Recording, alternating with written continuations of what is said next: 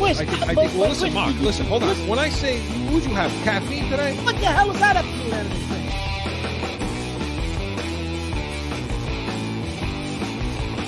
How much coffee did you drink before the show? Listen, you can't polish a sneaker, right? throw tomatoes at me. Do whatever you're gonna do.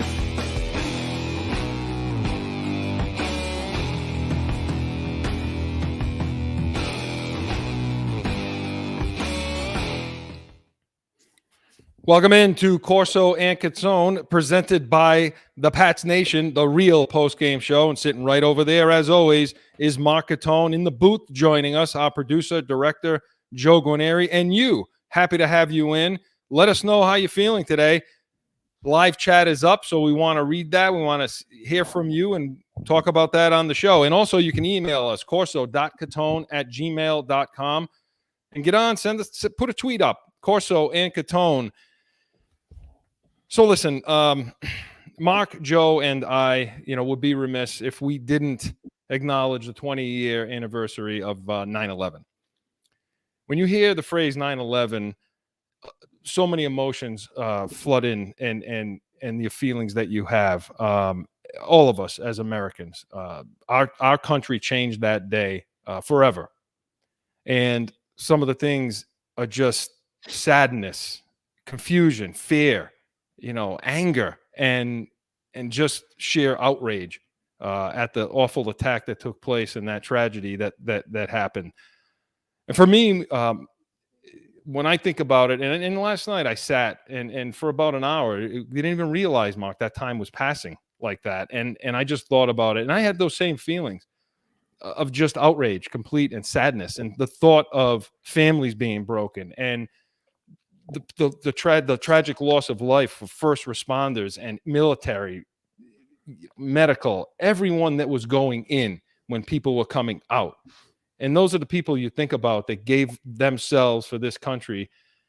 And Mark, there was no better example of what we can be as a country.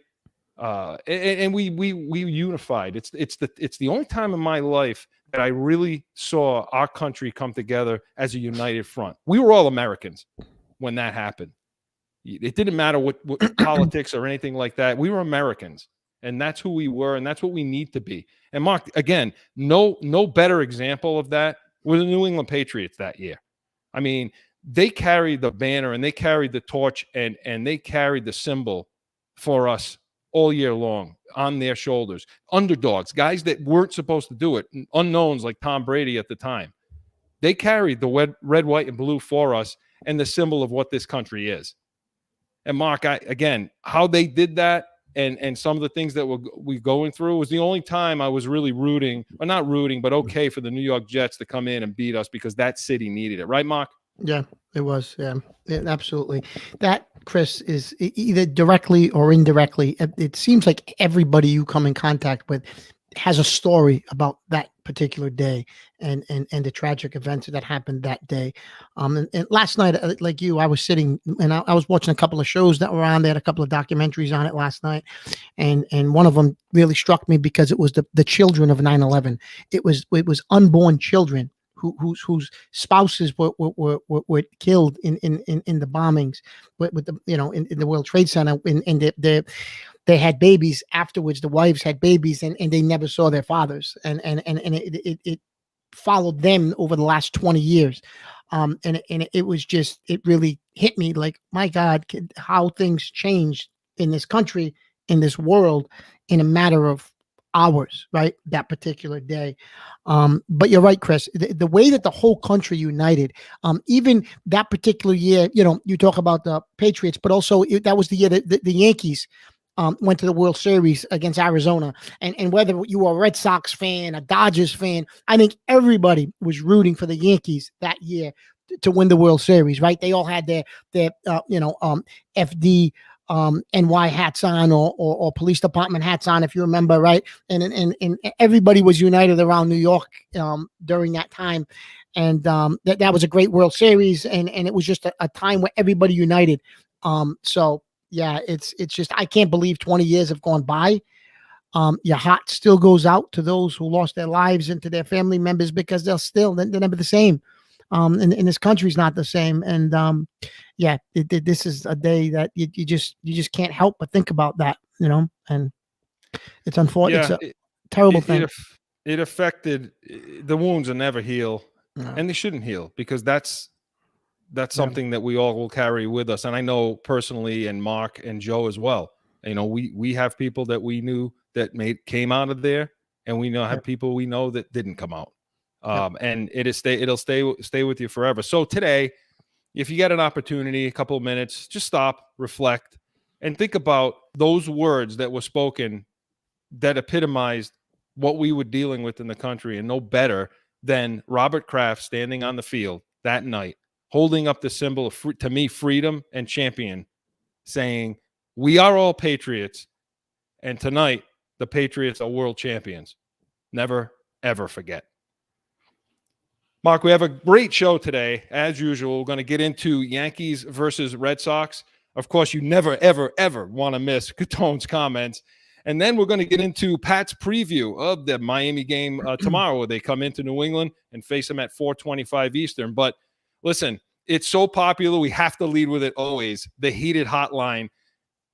I haven't heard it yet, Mark. Have you? I have. Joe, don't let us listen to He it. doesn't. He won't let us listen to it. So you know what, Joe? Let's have it.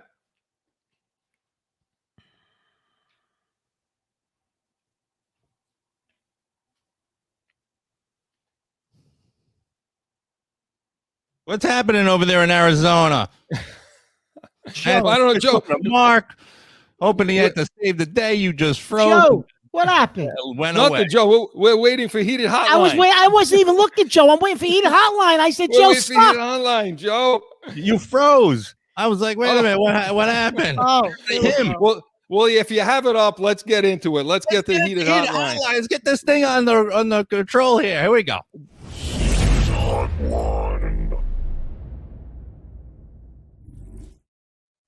Yeah, this is Bobby from Connecticut.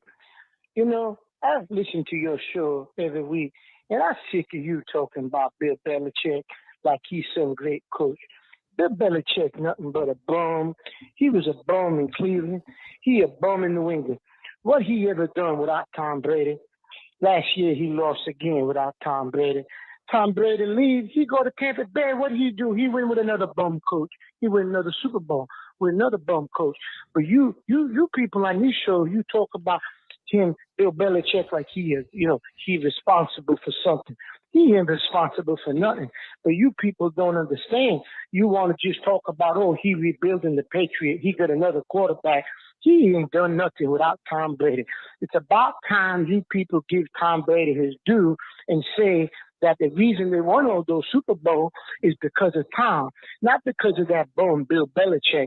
And by the way, if you knew your history of football, you would know that at the beginning, when they won all those games, it was not because of Bill Belichick. Half those players were Bill Parcells players. Do you realize that? That they were Bill Parcells players. And you people talking about Bill Belichick in 01, in 02. If I hear that one more time, 01 and 02, he didn't even have his players. He was using Bill Parcells players. There should be an asterisk next to those wins because it was Bill Parcells' team. It wasn't Bill Belichick's team. You people don't even tell the real history. I'd love for you to tell the real history of what it's been like with Bill Belichick, because he a bum. He was a bum then, and he a bum now. I want to hear what you got to say about that. I'm Wow. You know what? Let's unwrap that, Mark, right now. First of all, hang on. Does this clown have a name? I don't. Yeah, I thought I heard at the beginning. I think he said, correct me if I'm wrong, Joe. Did he say Bobby? It's something like that. Yeah. I think it was Bobby. Well, then we'll call him Bobby. Okay, Mark, or Bobby something. Mark, you respond to that first, because you know what? No, Chris. First of all, that's something you and I have debated this. Was it Tom or was it Bill? Well, obviously, this guy thinks Bill had nothing to do with those Super Bowls, right? Well, listen, I will give the guy this. I'll give the caller this much. Brady did win a Super Bowl last year with a bum. Arians, you and I think he's a cartoon character. So we did win with the cartoon character down there, Darth Vader, right? The cartoon character. He did, right? Number one. But the other thing is, Chris, on his chest. right? And the other thing is, he did those early Super Bowls. Yeah, half that team was Parcells' guys, right? I'll give the caller, I'll give the caller credit for calling that out. He is right about that. However, all Brady did was manage those teams, in my opinion, at the beginning. I mean, he didn't really do anything to say, okay, guys, I'm going to put you on my shoulders and I'm going to carry you to this championship. He didn't do that early. I mean, I think Belichick's scheming and his defenses and his game management were the reasons why they won those early Super Bowls. I mean, I don't know. I mean, in my opinion, and I think as years went on, well, yeah, Brady learned from Belichick how you game plan, how you study film, how you prepare, and then he eventually became the guy who led those teams, but not at the beginning. Mark, you know what? Listen, and I'm gonna ask you questions, and you let me know, okay? Who was able to win a Super Bowl with Parcells players? Well, supposedly, Belichick. Brady, Belichick did. Yeah, he did. Right. The coach. Yeah, I mean, did. the coach. Who was able to do that? The coach did. Okay. Yeah, the coach. Was Parcells able to win in '96? No. Well, no, they went to the Super Parcells Bowl. couldn't win. They went, but they didn't win. They couldn't win. They didn't win. Belichick, though, brought them over the hump. Yep. Who brought the philosophy to New England? Belichick. Who got that team ready for the St. Louis Rams in the Super Bowl where they slapped that team around in the secondary and just hit them over and over and over? Whose game plan was that? Was that Brady's or was that Belichick's? Yeah. Brady was just too busy worrying about his head spinning in a Super Bowl at that point when he goes like this and with disbelief. And the last thing, Mark, who drafted Tom Brady? No, okay? Absolutely. Who drafted Tom Brady? Now, okay, people say, well, the sixth round. I don't care about the sixth round. The bottom line is he brought him in. And who had the nuts to keep him in when Bledsoe got hurt and he came back? Look, Mark, I agree with you wholeheartedly. Whoever, this guy's a clown. To have such a friggin' simplistic way of looking at something and saying, it's Brady, it's not Belichick. I agree with you. The system, the scheme, the Patriot way. Who's the Patriot way? It's Belichick. It's Belichick. And because you have one rebuild year, because Brady leaves, you can criticize him all you want for the departure of Tom Brady at this point. Okay, but they moved on from each other. It was time to do it. Now we'll see what happens next. But to come out and basically say Belichick had zero to do with it, that pisses me flat off. Because that's somebody who has no idea what they're looking at from day to day, what they're looking at from Sunday to Sunday on the football field, and a guy that put it together, created the Patriot way. And if you talk to any one of those guys, whether it be Bruschi, McGinnis, Seymour, Harrison, okay, Vrabel, talk to any one of those guys, and they're going to tell you Bill's the greatest to ever do it, and he put us in the right direction. And he established Rodney Harrison, Ty Law, Lawyer Malloy. All of these guys, okay, were floating around under Belichick, under Parcells, and under Pete Carroll, and neither one of those guys could get over the hump with them. And then here comes Belichick. So you know what? Take all that nonsense and that crap about it's only Tom Brady and stick it where the sun don't shine. That's my response. Whoa, wow. Joe, he's getting aggressive today, Joe. Very aggressive. I figured that one would get it started, Very aggressive, Joe, today. Listen, here's what I will say, Chris. I'll say this. I do agree with you, right? So even last year, I mean, the Tampa Bay players were saying, Brady's texting them at midnight, the night before the game, with last-second preparations. Hey, remember this, remember that tomorrow. Where did he get that from? He learned that from you leave no stone unturned. You prepare for everything. And that's what Belichick taught him, right? That's what he taught him. And that's what he took to Tampa Bay. Those guys had no idea how to prepare for a game until he got there, right? And he changed the culture of that place. But he learned that in New England. So you're right, Chris. I think the caller, it's a real simplistic point of view that he brings up, right? And don't get me wrong. Was it 60-40 Brady? Maybe it was the last 3 or 4 Super Bowls, maybe it was 60-40 Brady. Yes. Maybe. I'll give him that. I'll give Brady 60-40. I'll give him that. But Jesus Christ, to say Belichick is a bum and had nothing to do with those Super Bowls, I mean, I cannot agree with that. That's so off base. And you know, but I get it. It's the caller's opinion. And listen, Chris, in New England, you got some die-hard Tom Brady fans, and I get they're pissed off and they're mad that he left, and I understand that. And listen, I agree. Kraft and Belichick ought to be ashamed of themselves. Watching that game Thursday night, they ought to be ashamed of themselves that they let that guy walk out of here. But it happened. OPI. It happened. OPI. Right?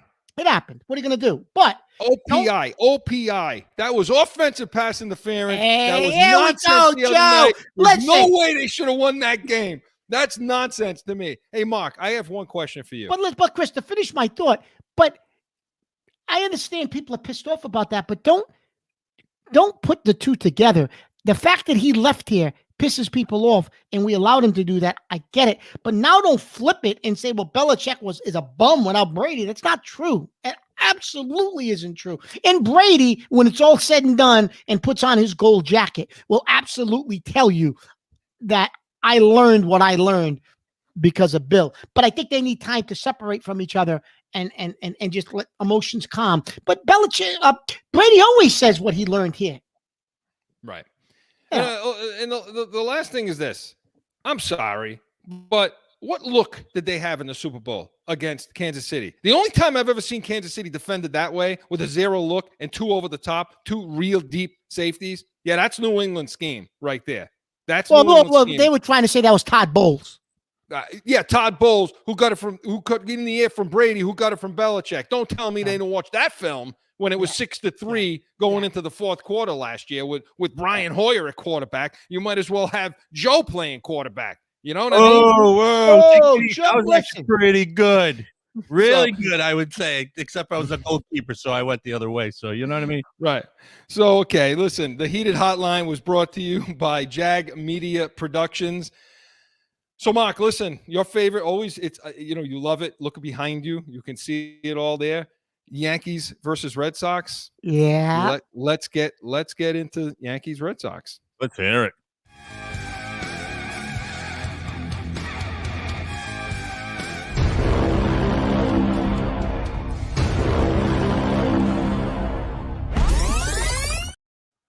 Chris, I don't know who's worse right now, the Yankees or the Red Sox. It's absolutely pathetic. These two teams are pathetic right now.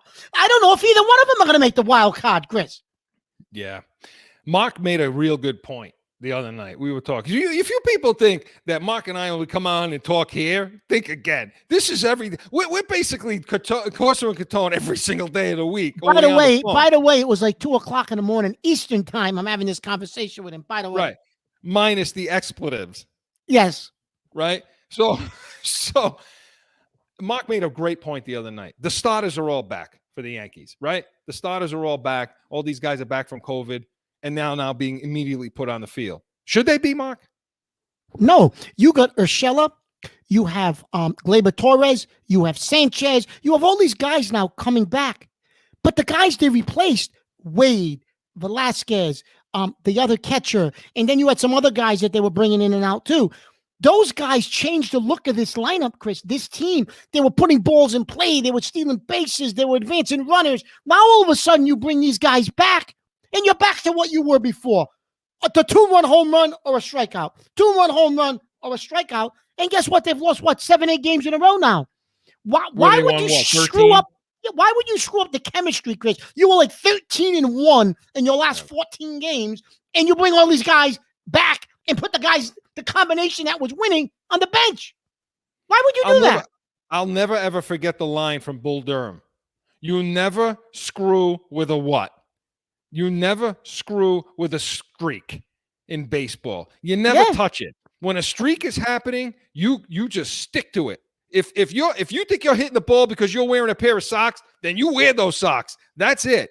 And these guys that were playing, Mark, I can't agree with you more. And who do we blame for that? The only thing I'm happy about is we can now go back to blaming the crap out of Boone and get this guy out of town. Because that's all managing. That's all managing. Yeah, it absolutely is. Boone's what would even possess Boone, Chris? Chris, my son he wore the same sliding shorts under his pants for 5 years. They had holes in them. He wouldn't change them because it was bad. It was bad juju to change him. He said, "I'm hitting well. I ain't taking these sliding shorts off." They were torn to shreds.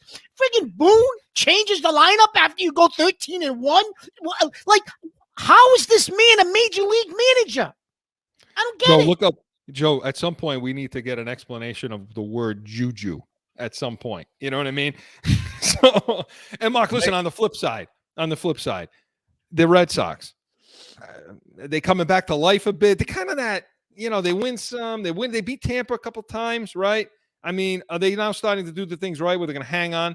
They're going to hang on to that wild card spot, probably. But Chris, can they beat anybody in the playoffs? Chris, yesterday I put up on our Twitter account. I was crazy yesterday on Twitter. I don't know if you checked our account, Chris. I must have sent out like 8 or 9 things on Twitter yesterday afternoon. One of them was, if the Red Sox play 500 baseball the rest of the way, is that enough to get them a wild card? Because I think that's all they're going to be. If you look at their schedule, Chris, they're playing the White Sox this weekend. They're going to play at Seattle, who's fighting for the wild card. They're going to play the Yankees in a series. Like, looking at the Red Sox schedule, I'm thinking, okay, they probably can play 500 baseball the rest of the way. Is that enough to get you a wild card if you play 500 baseball? I don't know. What do you think? I think so. I think it might. I think if 500 baseball, looking at these teams they're fighting with, probably gets them even maybe at least one of the wild card spots, I think. And I think the Red Sox could probably do that. If Boone doesn't make a change, they're going to end up with the first wild card spot. I'm going to tell you right now, the Yankees aren't even going to make it, Chris. The Yankees are going to be out. They won't even make the wild card if this continues. Yeah. You think it'll be Toronto? Toronto, Chris, is lethal. Their hitting is unbelievable. They just got to get pitching. Well, they're peaking at the right time. If Boone doesn't make a change, if he doesn't change the way he needs to change back, then yeah, I think it'll be the Red Sox in Toronto. But I don't know that can the Red Sox with Sale, can they come in and they beat can Toronto? Win a wild card game? Yeah, they can. But can they go against the heavy hitters in that conference? No. No, not with that. Not with that pitching staff they got, Chris. No, but Sale can win you a game. Right. They just don't have the depth, the rest of the starters to do it. But the guys are starting to come around a little bit with the Red Sox and give you some life there. So you're showing some life. And Chris, we've beat up on Cora the last few weeks on this show. So is Cora all of a sudden pushing the right buttons because they've shown a little bit of life? We gave him crap. We gave him love. We had to give him crap, but I still will take Cora over most managers in the league. I still will. You'll take him over Boone? I'll take it. I'll take you over Boone. So, Joe, what kind of a joke? I know my baseball. This guy, Joe. That's why I'm saying I'll take you over Boone. Oh, Joe, I'd have taken you. You don't know anything about baseball. That's a backhanded compliment. No, it's not. I would. Who's a stiff? I thank you. So Yankees Red Sox was brought to you by Special Sauce Podcast, Startup Finance, and Drive Yourself to Success, specialsaucepodcast.com. When we come back, you never want to miss Catone's comments right after this.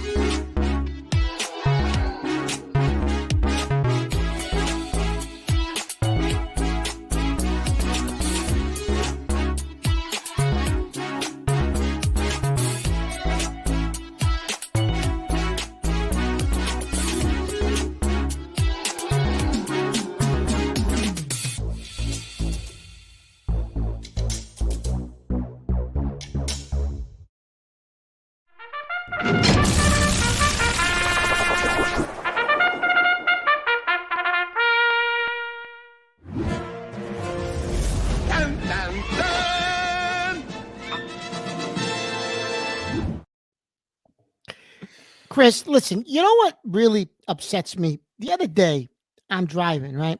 And I'm looking in my rearview mirror, and this guy's right on my bumper. He's on my bumper. And I'm saying to myself, but where is this guy going? Like I can't stand aggressive drivers. I know a few weeks ago I was talking about people that should get out of the high-speed lane. They're going slow. But these aggressive drivers are worse. They're worse, Chris. The guy's on my bumper. I'm like, what is wrong with this guy? Then you get home, you turn the news on. There's an SUV that drove through somebody's front porch. There's a car on somebody's grass because they're driving like morons. Morons. You're on the highway. The people, they don't know what the little lever is. People, it's a lever. It's called the directional. Hit it every once in a while. You can go left, right. You turn it on, it'll move. The light blinks. Maybe you don't understand the light blinks. That's what you're supposed to use. They just shift lanes. They're all over the place. They're going this way and that way. Are you kidding me? Where are you going in a rush? You're going to the next red light. Okay, you got to the next red light. You're going to stop your car anyways. Where are you going in a hurry? Like a moron. You're going to kill yourself. Worse, you're going to kill somebody else because you want to drive like a moron. You go to the DMV quiz. They give you these driving tests and these manuals. Throw them in the garbage because nobody pays attention. They don't follow the driver's manual. They don't follow the test. They don't do anything. Why do you give them those? Because then when you get on the road, they drive like complete animals. And it's allowed because nobody stops them. The police watch them switching lanes, flying. They don't pull anybody over. It absolutely drives me crazy, these aggressive drivers. They're going to kill somebody. Learn how to drive. Learn how to drive. Use the little switch in your car to switch lanes. Don't drive up my ass when I'm on the goddamn road where you're going to plow into me. Leave your house a little early. Use some common sense. Do something. Something. Chris, I'm disgusted. I can't. Joe, he doesn't like the people in front of him. He doesn't like the people behind him. Are you starting to get a pattern here, Chris? There is a pattern for me. Mark, some places they call that a blinker or a turn signal. The switch. Yeah, the switch with the switch. The switch. Come on, Chris. Joe, he doesn't. That's it. I think the pattern developing is, Mark, I don't think you'll like anybody out there. Doesn't that switch come optional on these cars lately? Yeah. You don't have to buy it. I don't know. For some of these people. Chris. Next week, Joe, we're going to be talking about the bus drivers. Yeah. Oh, yeah. Oh, don't get me started with them. No. Telephone pole they stop. No, don't get me started with those. No. Well, on the school buses where the stop sign comes out, which is, well, at least the school buses, you have to stop. Yeah, you have to stop. But you know what I think? You know what I do? I think sometimes they do it and they leave it out there for longer than they have to, just to put the screws to us. Don't you, Mark? Oh, yeah. They're protecting the kids. What is wrong with you? Put the screws to you. They're protecting kids. You kook. Mark, you know what? You don't get pissed off with these aggressive drivers. They're on your ass, Chris. All I could tell you about the driving where you are is I can't deal with the one lane. Mark, one of these days you're going to have to come out with one of your segments of, my God, will you please widen the lanes? Every time in your state somebody wants to take a left, there's traffic backed up to 95. You know? You're right. No, you're right. You're right. Listen, I think the moral of this story here is, Joe, that use your blinkers. talking about the DMV, I seriously think it's about time that somebody took Mark's license away. My license. Don't you? Or you should open a driving school with the thing on the top of your car that says student driver. You got a wheel on either side, and you can now teach all these people how to do it right. Could you imagine me running a driving screaming school? at the people? What are you doing right now? You're gonna go left. So listen, I can't right now. I can't. I really can't. So Catone's comments was brought to you by Corso Law Group, Arizona's leading criminal and traffic law firm. Traffic, Mark. Corso Law Group, allow us to be your voice. CorsoLawGroup.com. Coming up, Pats fans, we are going to give you a preview of tomorrow's game right after this. It's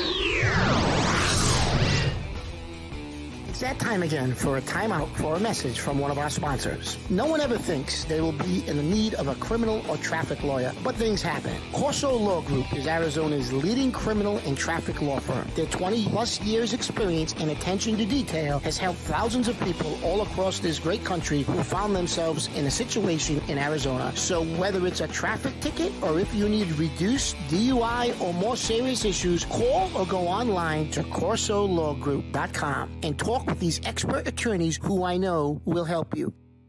Corso Law Group.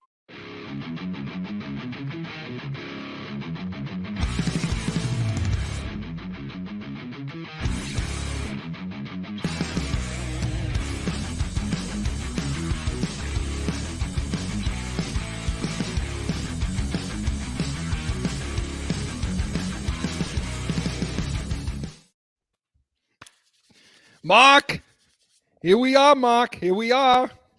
Dolphins versus Patriots tomorrow, 4:25 Eastern. Finally. Yes, and let's keep in mind, let's keep in mind, Mark, that 30 minutes following every Patriots game, the Pats Nation, Mark and I, presented by Corso and Catone, 30 minutes following every game, the real Patriots postgame. So, Mark, let's get into it.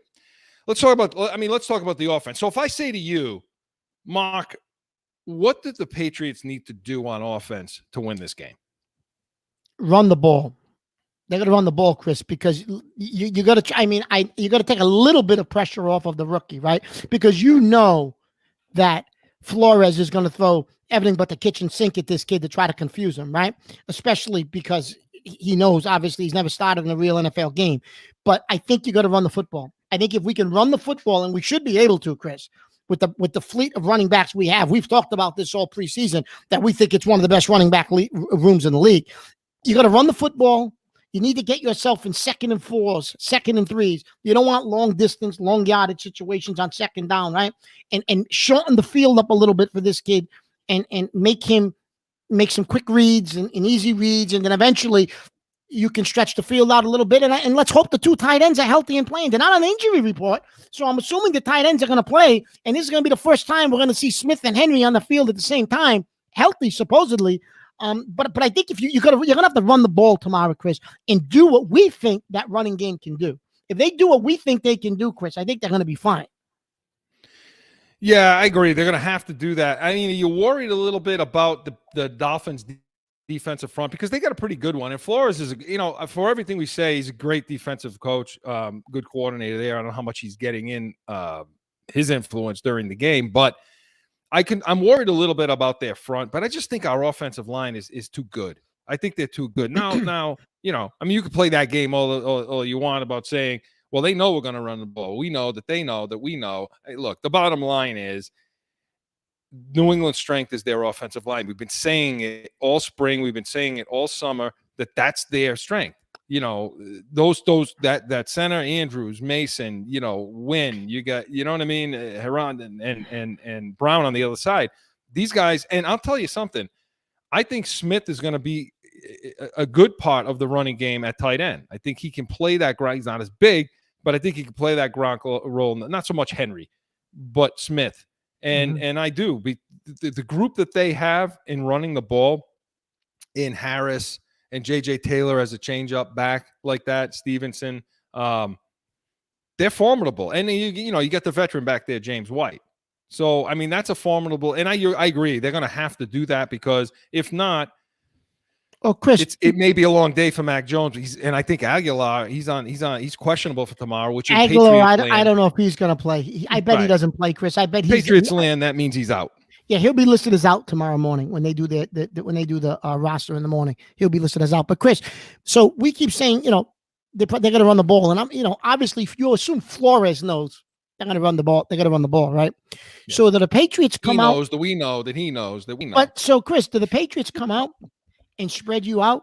Do they come out no huddle. He ran it in the preseason several times. Does he come out, spread off, and say, okay, you think I'm running the ball? The kid's going to pick you apart all over the field with 5 and 6 and 7 yard dinks and take us right down the field. Is that something? Because we've done that before with Brady, right? Where he'd come out and then Josh would give you a totally different look than you expected. Do you think that's something they would attempt with a rookie, or do you think they play it safe and they just give him they run the ball predictably?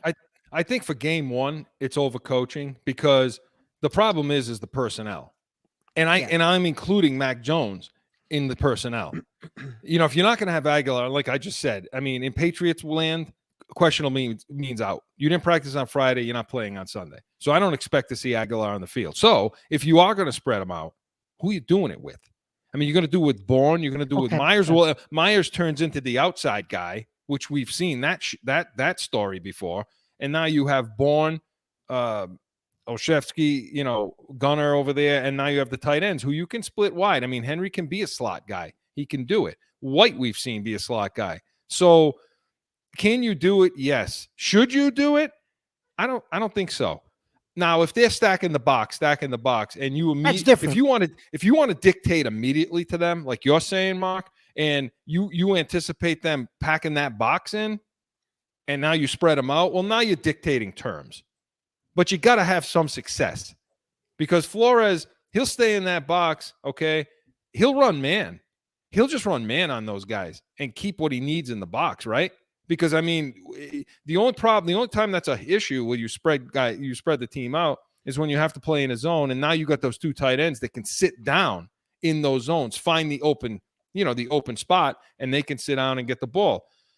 That if you play man, though, you can still maintain that pressure. And I agree with you. Mac Jones is going to get a lot tomorrow. He's going to have to deal with a lot. Now, maybe he can handle it. Hopefully at the end of the game, in the post game, we're talking about, wow, Mac Jones saw a lot of stuff and he handled it. But Mark, I mean, talk about the receivers. Do they have enough? What do you expect out of them tomorrow? Chris, I honestly, and I talked about this with you all spring during free agency, and I talked about this with you. We've talked over the summer. I don't know if they got enough at wide receiver, Chris, and I think that's why eventually they'll hit the wall, even if they have a successful season and go to the playoffs. I just don't know if they got enough at the receiver position. I think Aguilar is going to be out tomorrow, so there goes your deep threat. I'm assuming they'll make Wilkerson active, and Wilkerson's more of like a slot type of a guy, right? As well. So I don't necessarily know if they're gonna have that deep threat. I think Jonnu Smith will be someone they try to send down the deep seam like they used to do with Gronk tomorrow, though. Yeah. I do think they'll try that, Chris. I definitely think they'll try that tomorrow, and to try to open up the center of the field a little bit and throw some of those underneath routes to Myers and whoever else, Bourne and those types of guys. But I think throwing the ball, Chris, you're gonna see a lot of underneath stuff. I just and the tight ends will go down the field. I think you're going to see tight ends down the seam, and Henry can get open down the seam too. But I think the combination of running and throwing in a controlled passing game, Chris, and that's something we saw in the preseason, Chris, with him. He would take a shot now and again down the field, but a lot of what he did was in that right 10 to 15 yard range, and just kept taking you down the field, which I think you're going to see a lot of tomorrow. Now, Flores is going to try to take that away from him. He may dare them to throw the ball down the field. Like you said, Chris, dare him. Can you do it? You can't do it. So who do you got to do it with? I got to think Flores is going to attempt to do that, especially with the rookie. I mean, listen, but you have to have the personnel to do it with, because to what you're talking about, if the outside receivers can have a little bit of success, and look, I think that Mac Jones will be protected. Oh, that I'm not. Yeah, I think so too. I think so. I think the Miami is much more formidable against the run than they are in the passing game. I think. I mean, they have some guys that come. Well, they got Howard, right? They got the All-Pro corner out there. Yeah, right? Okay. They do have Howard, but I mean, I'm talking about the front coming off the edge and getting to Jones. I think the offensive line will protect him, so I think he's going to have time to make these reads, especially if they're playing zone against that. If they're playing zone against him or against them, they're not going to be able to bring as many guys as they would normally want to, which is why I don't think they will. So it's incumbent upon the wide receivers in this game and Mac Jones to have a little bit of success early, getting the ball post 15 or catching runs. Things that force the Dolphins to have to deal with that, to have to now go zones, take safeties in cover 2, and now you can use your tight ends to open up to sit down in the zones, right? Chris, I think that they're going to make it a priority to do exactly what you're saying with the wide receivers, especially since you cut Newton, you released him. And presumably you released him because he was limited in the passing game, right? That's one of the reasons why you released him. He was limited in the passing game, right? It's a passing league, right? So let's take that premise. So now that you did that, you're going to have to come out and establish the fact that you can throw the football, and you're going to have to make that a priority, I think, to say, hey, we made some upgrades during the offseason. We kept the kid because the kid can make throws that Newton couldn't make on a more consistent basis. So I think that's going to be a focus, Chris. I do think they're going to try to move the ball through the air just to say, hey, we made the right decision at quarterback. Look what this kid's doing. I think that's going to be a focus, Chris, just because, not only because I think they're going to need that to win the game, as you said, but I also think it's to prove the coaching staff right in showing that we made the right decision with this kid. Yeah, listen, I think at the end of this thing, the Dolphins are going to be looking at Mac Jones and saying, listen, that kid's a lot more poised than we gave them credit for. Yeah. And so let's see if he can pick them apart, and then now we want to move to the other side of the ball, and we're going to get to that right after this quick break.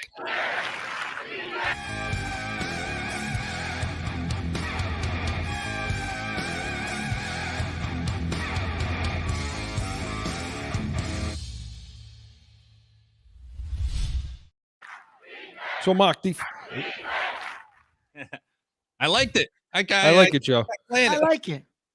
I like all the little tricks, the twists, the things. Joe's got them all going on. He's got them all going on. That's why he's, we're the real deal New England feel. Well, he's the real deal producer director. Huh? There we go. Yeah, listen, you can't direct us. I mean, imagine the Herculean task it is to deal with Mark and I. I can't even. What you should film are our production meetings. You want to talk about funny. Anyway, Mark, getting on the other side of the defense. So, no, listen, I asked you about offense. Let me ask you the same thing about defense. What's it going to take defensively to shut this Dolphins team down? Well, Chris, defensively, I think you're going to have to disrupt Tua because let's face it. Yeah, I know he played some last year, but it's almost like he's a rookie too, right? So I think you got to disrupt Tua and get him off his spot and get his feet moving a little bit and get him having to make some quick reads and you can't let him get comfortable back there where he makes a few reads, he rolls out, he can run around a little bit back there. You got to get him uncomfortable because I don't think Tua has the ability to make the quick read or to make adjustments at the line. I don't think he's there yet. He's not going to be able to do that. I think you're going to see them scheme a lot of coverage, and I think you're going to see them scheme a lot of pass rushing.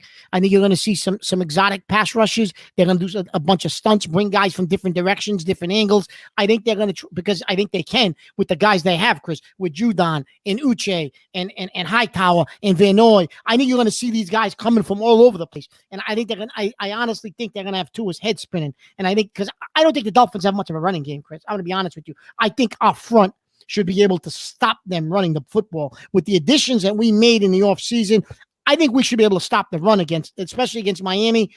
And it's a matter of what are you going to do with Tua? Because they got some receivers. Miami has some receivers. Yeah, they do. And they do. That's the thing I was going to mention is, you got Parker, you got, why am I blinking? Waddle, okay, from Alabama. So you got these receivers out there. So, and even Winovich a little, Mark, to throw in a little bit of a rush, but a specialist on third down. But, yeah, they're going to have to. We're going to have to get some pressure on them. You're missing Gilmore, right? Yeah. And so you were relying heavily on J.C. Jackson. And, if they do go, man, I see that matchup being Parker and J.C. Jackson. The more, as much as New England can get that matchup on the field. Now you're left with Waddle, and I don't know what that kid's going to bring. I don't know. I mean, I watched him in the know. preseason, a couple of Dolphins games. He wasn't overly impressive in preseason. I don't know how much you can make of that. But if that's going to take that kid to get used to, but no, I don't see Tua being able to just sit back there anyway, even without and just make reads, pick guys apart, just like you're talking about. They have a decent tight end, and he's a guy that gets open. I think he's out, Chris. I think he's hurt. Yeah, Gesicki's out. He's out. Well, then if he's out, if he's out, they have a problem at tight end there because, and that was always the thing. I was going to mention our issues about covering tight ends. We'll see how Duggar is. We'll see how much Duggar progressed from last year to this year in playing that Chung role where he can go and cover that tight end. But they may, the issues, if any issues are going to occur, it's going to be on the outside with those two money receivers and our second corner, which may be Jones and maybe Williams. If you remember last year, Landry killed us. Jarvis Landry ate us up last year, remember? Yeah. Yeah, I mean, he did. And so, again, that's the whole thing. I mean, but the pass rush should cure some of that. I told you, those two things, the back end and the front end work in tandem. You can't really have one without the other. No, I mean, if the rush isn't getting in, Mark, it's hard to believe. It's not like the Dolphins' offensive line that's not what New England's is. So it's hard to believe that the guys you just mentioned, Uche and look, I told you, I think Judon's going to be up for Defensive Player of the Year when all is said and done. I think he's that good in this system with this coach. I really do. With Mayo there and Belichick. I thought Belichick was a bum. Isn't that what our caller said, Chris? Bobby says he's a bum. Bobby's half in the bag. He's half in the. You can't go by Bobby. Bobby's he's out there like Pluto. Chris, he did sound a little out of it, didn't he, Bobby? That guy has to have been out of it since he for probably many, many years. But no, I mean, look, that's going to be the key is can you control that outside and keep Tua in the pocket? And again, I think the edge is much, much better. And listen, don't sleep on Dietrich Wise, okay, of sealing the edge. And that's what is always my huge issue and the need to have to that do. Edge is you should see me talk to my kids that I coach. Oh my God, about sealing the edge, right? Yeah, and that's going to be another key tomorrow is sealing the edge, and that's something we have struggled with, Chris, the last couple of years. Sealing the edge, right? Sealing the edge. And Tua, okay, he's not going to wait. He's not going to wait. He's that it'll be quick, gone. Quick, gone. But I'd love to see the situation where that edge gets sealed, and now you start to bring those twists and those pressure in his face. And then he can't roll out of the pocket. What's he going to do? Have a lot of trouble. They're going to have a lot of trouble. So defensively, I think they got the horses to handle this. Chris, I think, and I really want to see on a full-time basis, not rotating in out like you do in preseason. I really want to see Hightower, Van Noy, right, on a full-time basis, Judon, Uche. Like those guys are going to get significant run tomorrow. I really want to see how Belichick schemes and uses those guys because you're going to be able to do all kind of things with those four guys. And I think you're really going to see some stuff from this defense tomorrow. And you're going to say, man, this is the best our defense has looked in quite a while. Yeah. And that's the one thing I was going to bring up is the coaching. Who's it's interesting. It's going to be interesting to see who's running the ship out there, who's running the show on defense. Well, that was the question you and I had every week last year, remember? Right. Is it Stephen Belichick? Is it Bill Belichick? Is it Mayo? I mean, who's the guy out there? Patricia, is he out? Is he on the field during the games? I didn't even take notice in the preseason, I'll be honest with you. But is he going to be on the field tomorrow or is he going to be in a box? On the field. I don't know. I hope he's in the box. I hope he's in the box because Patricia's your favorite guy. Patricia's I can't stand the bend don't break crap.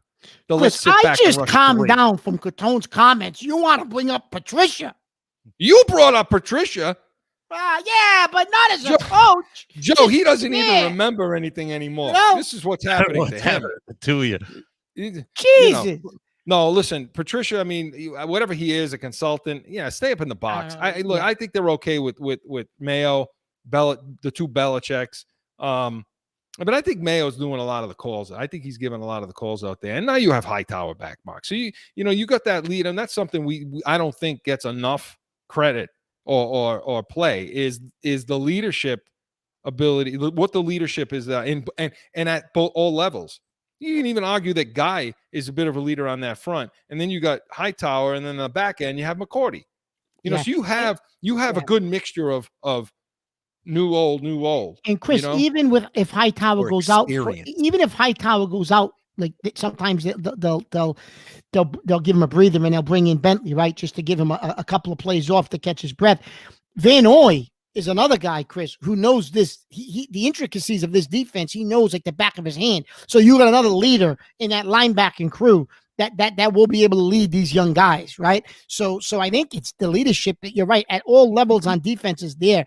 I mean, I'm really excited to see two things: the leadership and how this and the young guys and the speed that we've added to this defense, and I'm interested to see what happens on the other side of J.C. Jackson tomorrow. If it's Jonathan Jones, what does he give you? Can he stand up and give you some of what Gilmore gave you? Because if he can, let me tell you something.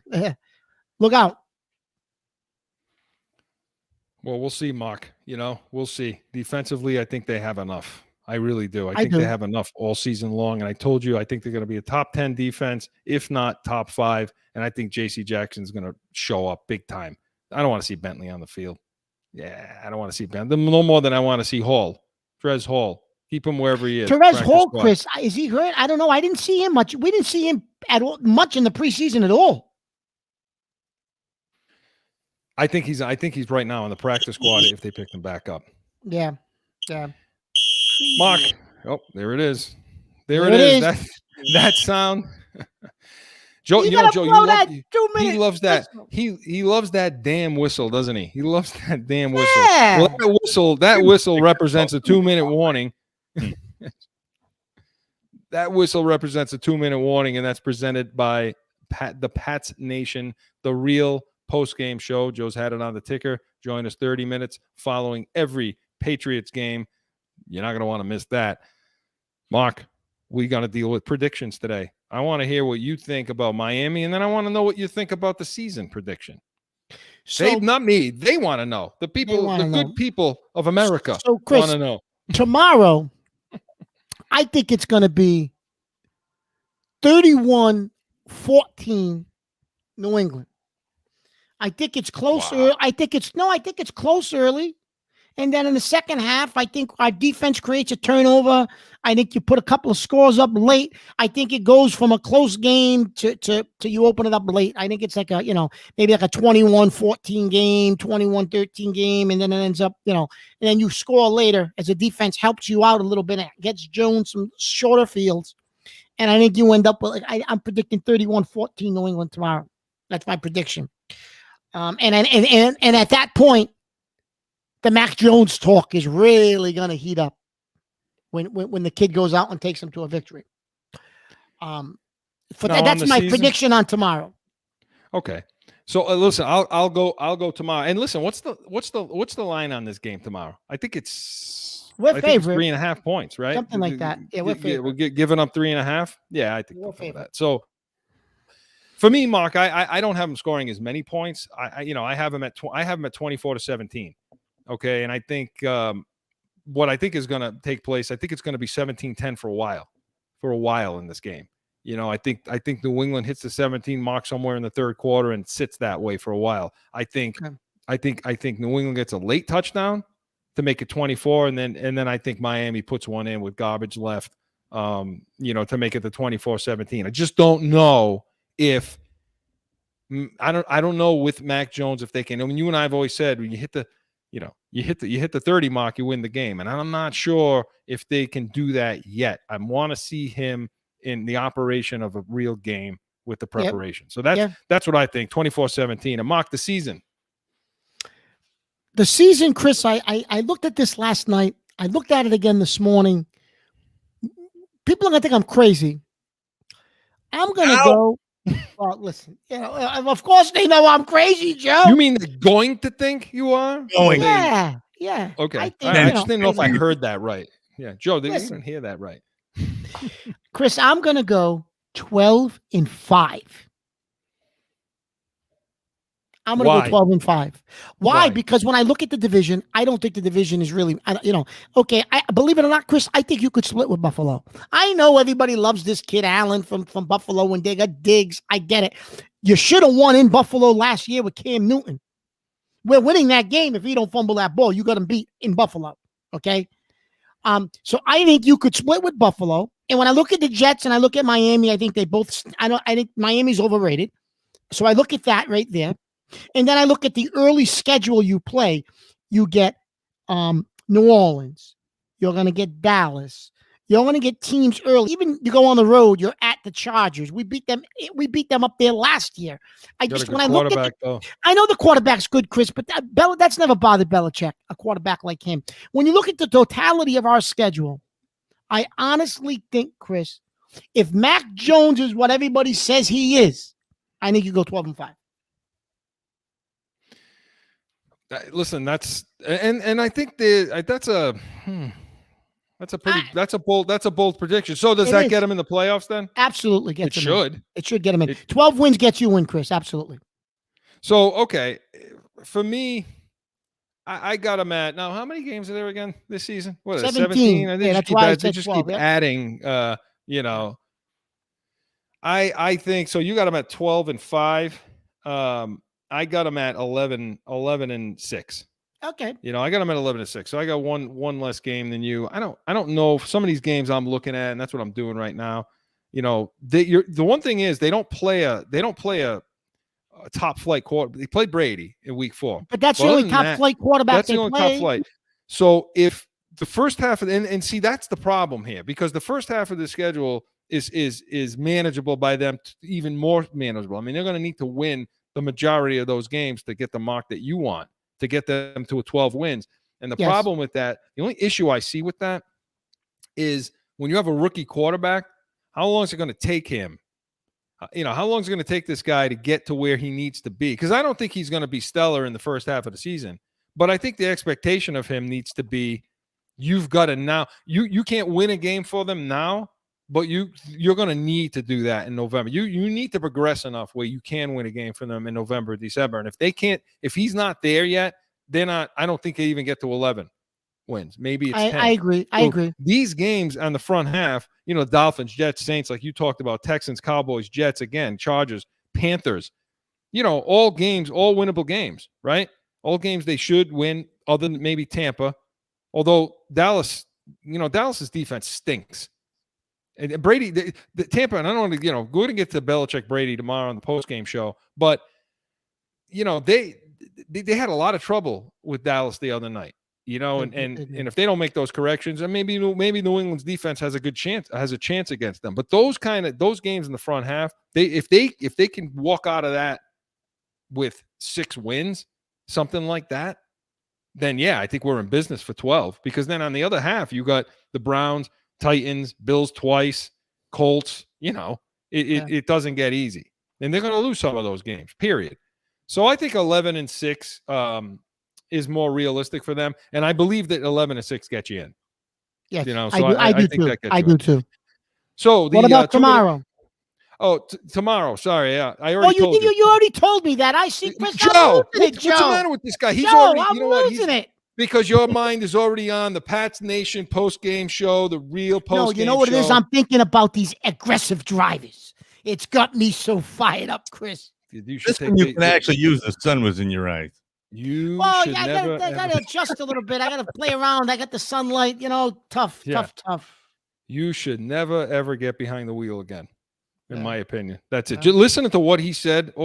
The people in front of him, the people behind them. Next thing you know, he's going to be talking about the people on either side of the highway on him, right? Can we get him his own Amber Alert, like Mark's on the road alert? He needs a tank. You need a tank, Mark. That's what you need to drive around in, a tank. Right? I do. I really could. So the 2-minute warning was presented by the Pats Nation, the Real Patriots post-game show, airing 30 minutes after every game. So people, Mark, some people to thank tonight. We've already come to the end, huh? So want to thank the good people over at Special Sauce Podcast, Startup Finance, and Drive Yourself to Success, specialsaucepodcast.com. Want to thank Jag Media Productions, all the great things you see here. That's part of Jag Media Productions. Studio 42 Designs in North Providence for all your graphic design needs. Studio42designs.com. Corso Law Group, Arizona's leading criminal and traffic law firm. CorsoLawGroup.com. Allow us to be your voice. And Mountain View Home Watch and Security, Scottsdale's leading home watch and security firm. Always have to thank our producer and director, Joe Guarneri. Nice job, Joe, as always. Mark, it's here. It's here. The Pats Nation, and I've been talking about it all show. Tune in tomorrow. We will be at the Pats Nation presented by Corso and Catone, the Real Patriots postgame show, and you're going to be able to catch that 30 minutes every single Patriots game. Mark and I will break down all the doings of the game, and it'll be the Miami Dolphins traveling to the Patriots at 4:25 Eastern. We'll go over MacMania, Sunday Stiff, and Brady versus Belichick. And also join us next Saturday for Corso and Catone. Go on, tune into our shows and see if Mark was right with his predictions all week. So for Mark Catone, Joe Guarneri, I'm Chris Corso. So long, everyone.